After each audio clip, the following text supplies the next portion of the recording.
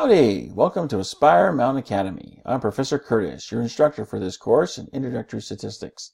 In less than 10 minutes, this video describes box plots and demonstrates how to create them with StatCrunch. Let's get started. In the previous mini lecture, we learned about 5-number summaries. Well, box plots are just the graphical representation of a 5-number summary. Box plots are also known as box and whisker diagrams because they look like a box with whiskers on each side. So instead of listing the numbers for a 5-number summary in a table, we can put them into a visual representation, and this visual representation becomes desirable when you're comparing two different data sets through their 5-number summaries, as we'll see in a moment. Now, notice how we construct the box plot. The box itself here that corresponds to the inner quartile range. So the left edge of the box, okay, is the first quartile, Q1. That's this edge right here. And then the right edge of the box is the third quartile, Q3. We draw a line in the middle for the box for Q2, which is the median value, wherever it happens to land.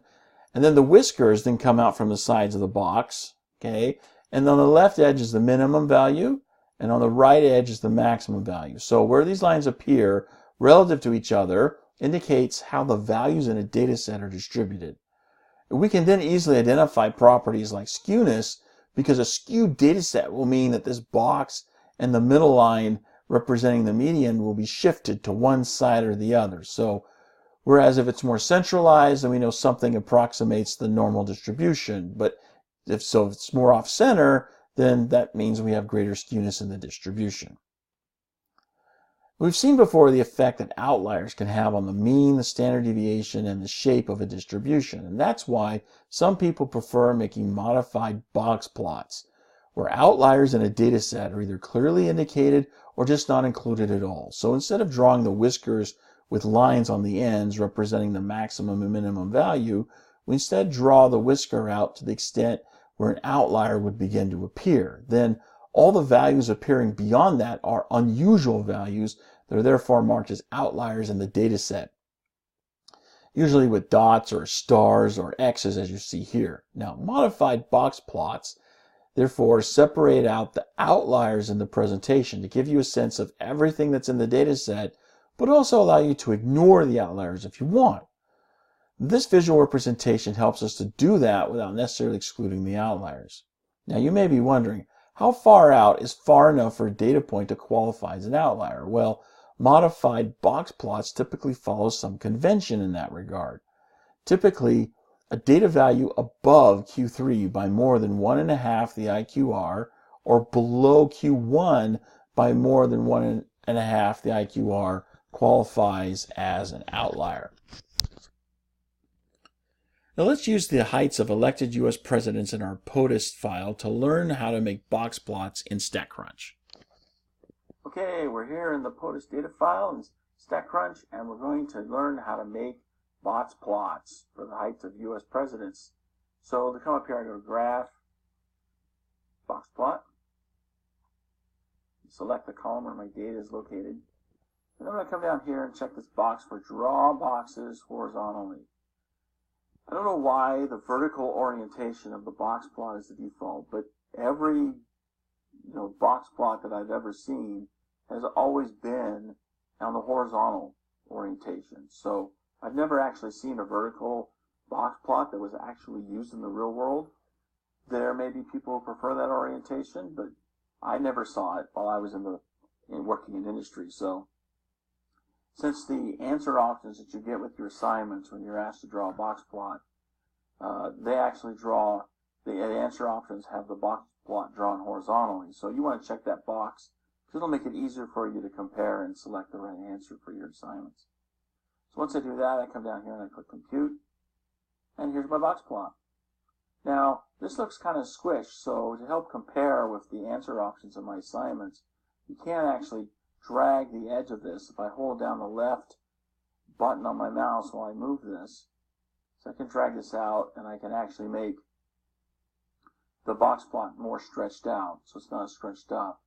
And then, if you notice a difference here with the scaling on the box plot in StatCrunch and the scaling for the answer options that you have in your assignments, you can always change that by coming down here to this three-line icon. If you click on it and then select x-axis, now you can change the axis to be whatever you want. So let's say in our assignment it goes from 150 to 200. So now I've got the same scaling in my assignments, and now it's easier for me to select the right box plot. Now, if you're comparing two box plots, or even more than box plots, you can actually add them in the same graph, so it's easier to make that comparison. So if I go back into my options window, let's say I want to select the height of the opponents as my second one to compare with. So now I'm looking here, I'm going to hold down the control key on my keyboard while I click the second column that I want to add in. And then I just go back, hit compute, and now I've got the second one. It's right on top of the first. Okay. Notice I have to remake the scaling here. I have to redo all that. It resets everything back to the default values when you make everything new. So if I have to change that again, I can do that. But now this is much easier for me to actually compare two data values. So there it is. That's how you make box plots. Hope that helps you. Okay, here's a brief review of what we just saw in that video. So I hope you're able to find these answers on your own using StatCrunch. And if not, then please devote yourself to more practice until you can get this down. Let's take a look at another example involving shark attacks. In our StatCrunch group, you'll find a data file listing shark attacks worldwide up to July 2016. Now, some of the dates go back a long, long ways. So I really love this data file because the data are so real. It's far from clean, meaning some of the fields are incomplete or blank, and some of the data entries aren't exactly consistent with others in the same category, but that's real world data. That's why I love this data set. That and the idea of stats meeting a Sharknado is just awesome to think about. Well, here we're asked to provide a 5-number summary for the age of male and female shark attack victims. Go ahead, pause the video here, get into this data file in our StatCrunch group, and make the 5-number summary. Then come back here and we'll see how you did. I hope you got something that looks like this. If you select more than one column in your options window, you can get them together in the results window. But hey, what's up with that third row there? Where did that come from? Well, there's something somewhere in that column in the data file that's causing StatCrunch to register a third row in our results window. And you know what? That's just what you get with a dirty data file. It's the real world, man. And one reason why I love this data file. So just ignore the last row. It's going to be meaningless for our purposes. Now, what does a comparison of the box plots show? Again, go back to StatCrunch and see what you can do here. When you get done, come back and we'll see how well you did. Okay, I hope you got something that looks at least sort of kind of somewhat like this. Again, if you select more than one column in your options window, you can get both box plots together. Now, notice the males have a larger range than the females.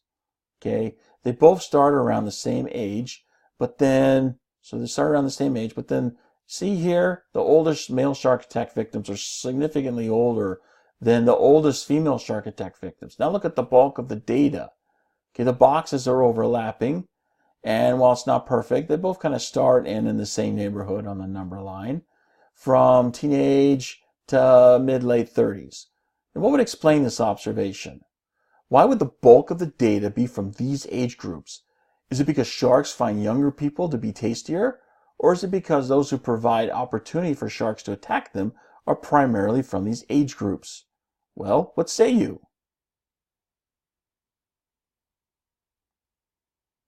Well, I hope you said the latter. Sharks may in fact prefer younger flesh. I don't really know. But here's what we're seeing here with our box plots. Because so many more of the people who put themselves in a position where they could be attacked by a shark are from the younger age groups, we see the data in both of these box plots amassing there. And so it's the same deal with airplane crashes and car crashes, right? You're more likely to die from a car crash than an airplane crash because an airplane gets you from point A to point B much faster. Less time to travel means less opportunity for an accident, and that means less risk. It's the same deal here. So it's no surprise that the bulk of shark attack victims come from these younger age groups. That brings us to the end of this mini lecture. I hope you found it helpful. Thanks for watching. We'll see you in the next video.